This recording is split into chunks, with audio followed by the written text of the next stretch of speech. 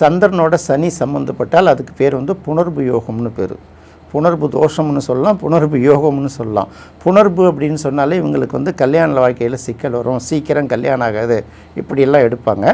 சந்திரன் சனியும் சேர்ந்துருந்தாலோ ஒன்று பார்த்துட்டு இருந்தாலோ இந்த மாதிரி இந்த புணர்வு யோகம் புணர்வு தோஷம்னு எடுப்பாங்க. இது ஒன்றும் இல்லை, எல்லா விஷயங்களையும் தாமதப்படுத்தும், ஆனால் கண்டிப்பாக நடக்கும். டிலே ஆகுமே தவிர டெனி ஆகாது. அப்படி தான் வந்து இது எடுக்கணும். இது என்னென்னா, சந்திரனுங்கிறது நீர், சனிங்கிறது ஐஸ் கட்டி, பனிக்கட்டின்னு வச்சுக்கோ. தண்ணியில் போய் ஐஸ் கட்டி எடுத்து போட்டோம்னா தண்ணி சில்லுன்னு ஆகிடும். நீங்கள் விரலை வச்சிங்கன்னா உங்கள் ரத்த ஓட்டத்தோட ஸ்பீடு குறைஞ்சிரும் இல்லையா, அது மாதிரி நடக்கும். அதனால தான் என்ன சொல்கிறாங்கன்னா அதை வந்து புணர்வு யோகம் அப்படின்னு சொல்கிறாங்க. திருமண வாழ்க்கையில் ஹஸ்பண்ட் ஒய்ஃபுக்குள்ளே அந்த எதிர்பார்த்த மாதிரி இருக்காது, மேட் ஃபார் ஈச் அதராக இருக்கிறது கஷ்டமாக இருக்கும். அவங்களுக்கு மட்டும்தான் இருக்காதான்னு பார்த்தா 198 பேர் யாரை கேட்டாலும் அப்படி தான் சொல்லுவாங்க. பட் இது வந்து இன்னொரு வகையில் யோகம். சினிமாவில் சாதிக்கிறாங்கல்ல, திரைத்துறையில் சாதிக்கிறவங்க அத்தனை பேருக்கும் இந்த சந்திரனும் சனியும் ஏதாவது ஒரு வகையில் சம்மந்தப்பட்டிருக்கும்.